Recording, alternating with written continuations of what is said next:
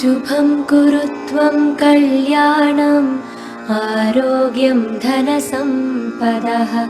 शुभं कुरु त्वं कल्याणम् आरोग्यं धनसम्पदः। शत्रुबुद्धिविनाशाय दीपज्योतिर्नमोऽस्तु ते।